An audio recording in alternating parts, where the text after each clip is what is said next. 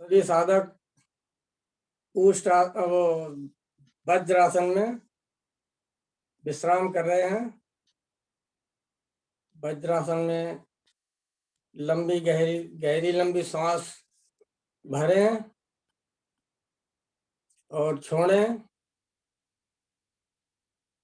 2 बार गहरी लंबी सांस भरें और छोड़ें, और जो अभी आसन किया उसके प्रभाव को महसूस करें। सभी साधक आगे बढ़ते हैं ऊष्ट आसन के लिए। सभी साधक घुटनों के बल खड़े हो जाएं। घुटनों में कंधों जितना फैसला, पंजों में भी घुटनों जितना ही फैसला, पंजों में भी। दोनों हाथ कमर पे और श्वास भरते हुए दायां हाथ आगे से उठाते हुए एड़ी पे ले जाएं।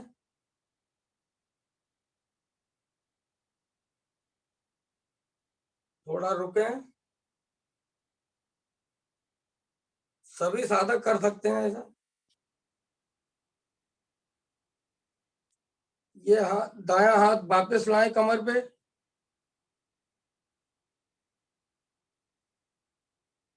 बायां हाथ आगे से मोड़ते हुए बाईं एड़ी पे ले जाएं।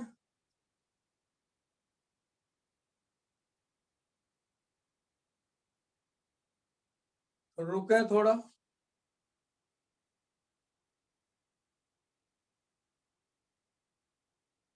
वापस लाएं हाथ कमर पे।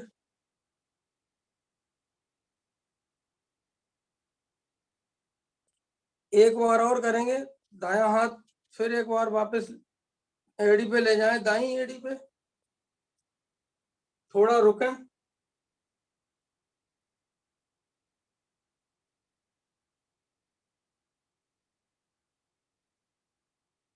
वापस कमर पे।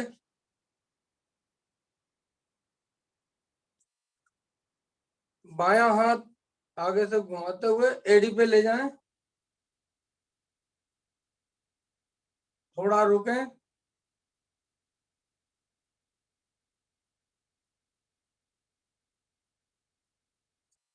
वापस कमर पे हाथ।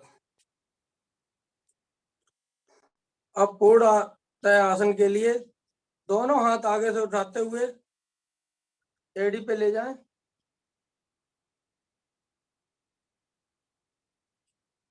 कमर आगे, गर्दन पीछे, लटकाएं नहीं। कमर को आगे से आगे खींचें और रुकें। अब रुक सकते हैं।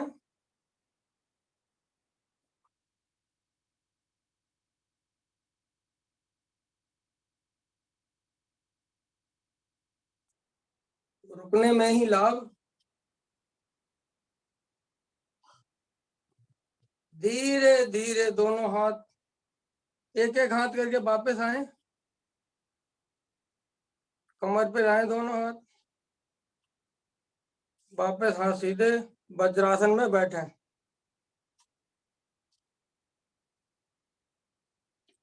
दोनों हाथ घुटनों पे।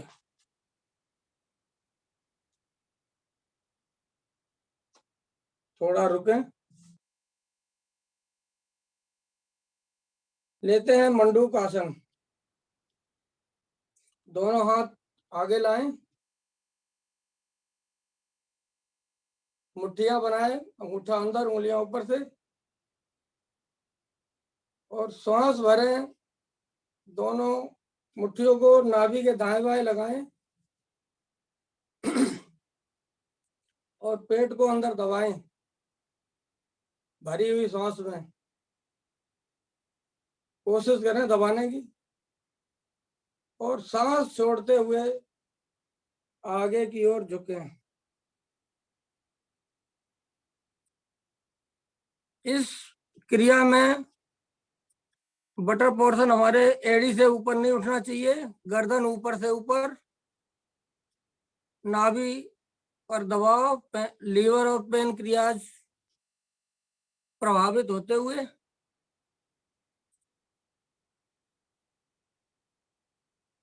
रुकें, रुकने में ही लाभ,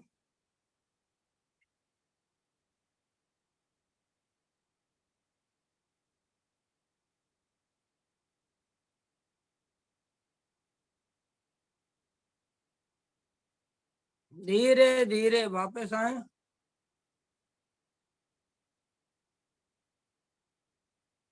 एक बार और सांस भरें, हमारी मुट्ठियां वही नाभि के आसपास रखी हुई हैं। सांस छोड़ते हुए एक बार फिर आगे जाएं और रुकने का प्रयास करें।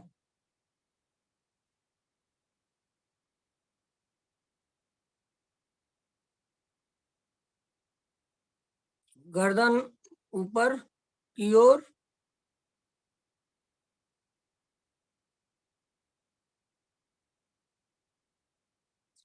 थोड़ा रुकें, लाभ जरूर मिलेगा।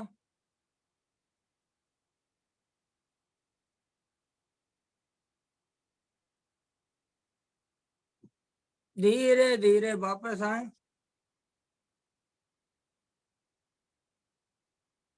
दोनों हाथ घुटनों पे। इसी की दूसरी क्रिया भी करते हैं थोड़ी। बाएं हाथ की कप बनाएं, नाभि पे रखें, दायां हाथ उसके ऊपर रखें, सांस भरें और नाभि को दबाएं और सांस छोड़ते हुए आगे की ओर झुकें, गर्दन ऊपर रहे, कोहनियां सटी हुई होनी चाहिए शरीर के साथ। पहले से अधिक झुक सकते हैं इस आसन में। नाभि का स्पंदन महसूस करें,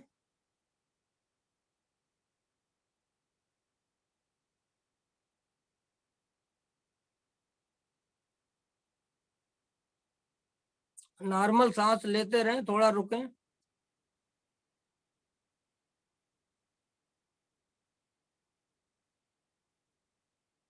धीरे धीरे वापस आए।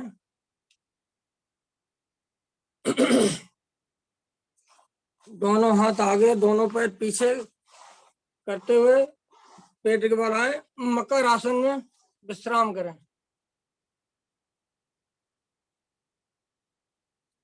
दोनों हथेलियों के बीच में चौड़ी को रखें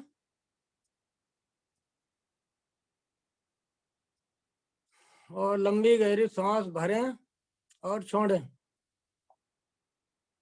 कोहनियां मिली होनी चाहिए क्रिया में। और अब दोनों पैर अपने बटर पोर्शन से लगाने की कोशिश करें। दोनों पैर घुटने उठाएं, घुटने से मोड़ें, कम से कम 10 बार ऊपर नीचे करें।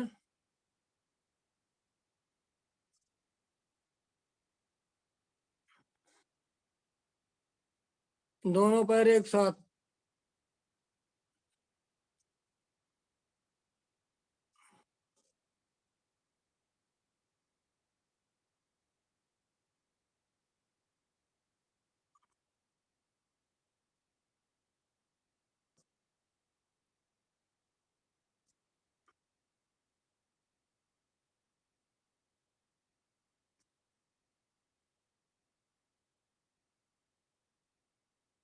दस बार हो गए। अब हाथ आगे निकालते हुए पीठ के बल आए।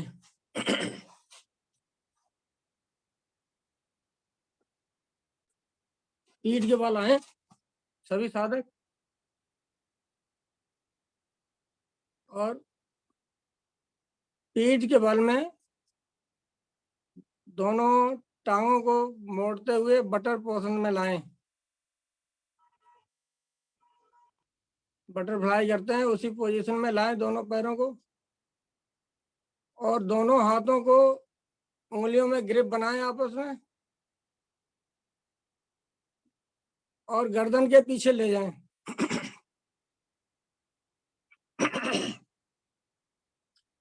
गर्दन पीछे ले गए। अब दोनों पैर और दोनों कोहनियां मिलाएं, दोनों घुटने और दोनों कोहनियां मिलाएं और खोलें। गीता जी आप गलत कर रही हैं। गीता जी आप गलत कर रही हैं। ये दोनों हाथ आपको अपने सर के नीचे रखने हैं। जी अब करिए। दोनों हाथ सर के नीचे, ये क्रिया दोहराएं।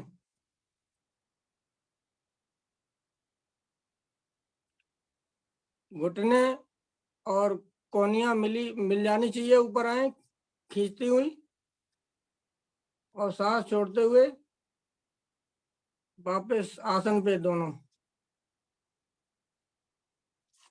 क्रिया को दोहरा लें। कम से कम 10 बार करें।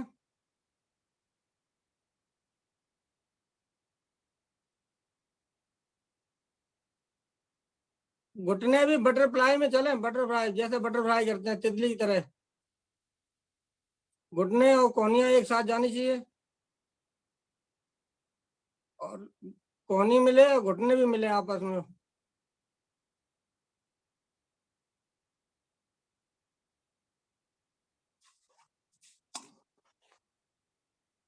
धीरे धीरे वापस आए, पैर पैर के साथ, हाथ दोनों शरीर के साथ। सब आसन, संपूर्ण सब आसन। शरीर ढीला करें,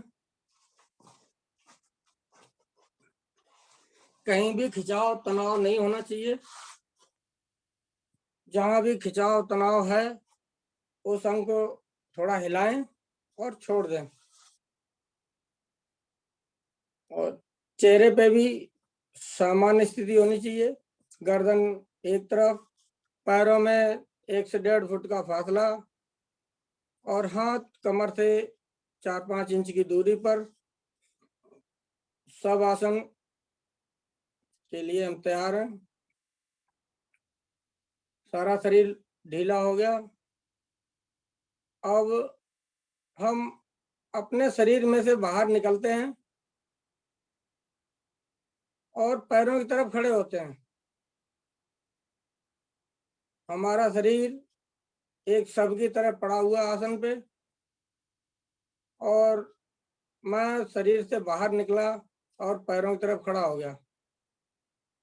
फिर एक एक अंग को देखते हैं कि हमारे पैर की उंगलियां, अंगूठे से लेके घुटने तक का भाग का निरीक्षण करते हैं और इसे लूज छोड़ देते हैं। इससे ऊपर बढ़ते हैं, घुटने से लेके कमर तक का भाग, इसे देखते हैं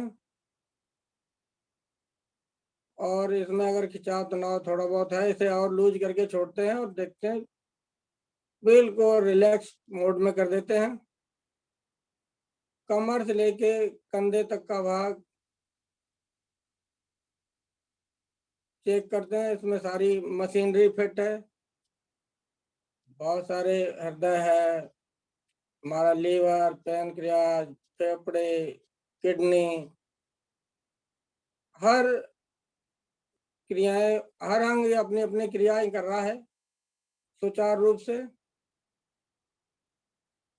और ऑटोमेटिक ही करते रहते हैं। इन्हें कभी ऑर्डर देने की जरूरत नहीं होती है। अब आगे हम कंधे से ऊपर सुंदर मुखमंडल को देखते हैं, जिसमें परमात्मा की कृपा से बहुत ही खूबसूरत मुखमंडल दिया और परमात्मा ने सभी योनियों से हटके मनुष्य को एक अलग से हंसने की क्रिया दी। मनुष्य अपनी एफर्ट से, अपनी कोशिश करके बहुत हंस सकता है, खिलखिला सकता है। अब धीरे धीरे हम वापस आते हैं शरीर में, हाथ पैर थोड़े चेतना लाते हैं, हिलाते हैं थोड़े बहुत, और दाईं करवट लेते हुए उठ के बैठ जाते हैं।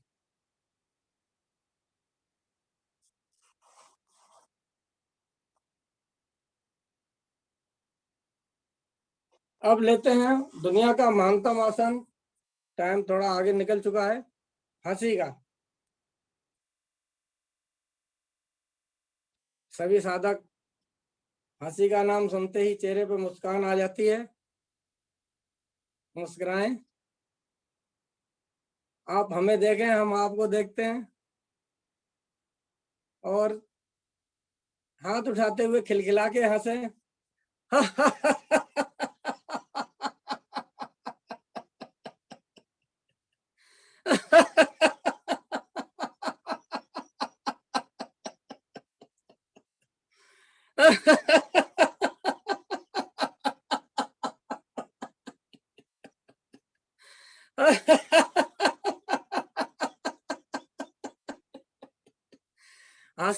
हंसते रहे महाराज सभी लोग। लोट वोट भी हो जाए।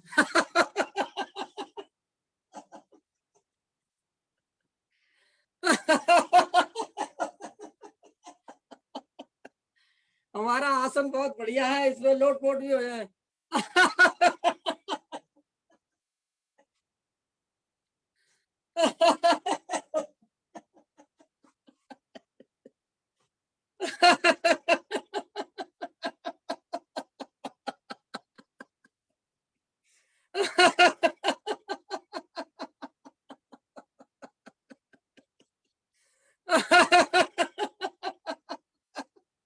हंसो हंसो महाराज, बंद मत हो, सभी साधक हंसते रहे।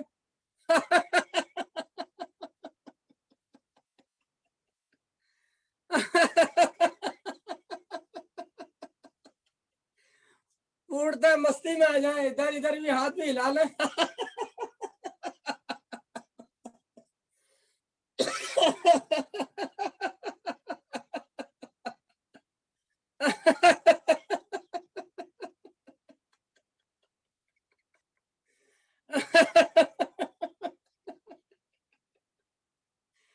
धीरे धीरे वापस आए, और ये हंसी बनाए रखें, सारे चेहरे पे बनाए रखें, सारे शरीर को प्रफुल्लित किया, और ये जीवन में बनी रहे, हमेशा बनी रहे, हंसते मुस्कुराते रहे। हरिओम सर। जय श्री राम। बहुत ही आनंद आया आज। इस दुनिया का महानतम आसन ऐसे नाम में दिया गया है इसका। हमने जो ऋषि मुनि थे, हमारे योगी जन थे, महानतम आसन। सारा आसन फेल है अगर एक ही आसन करना सीख जाए, मात्र हंसी।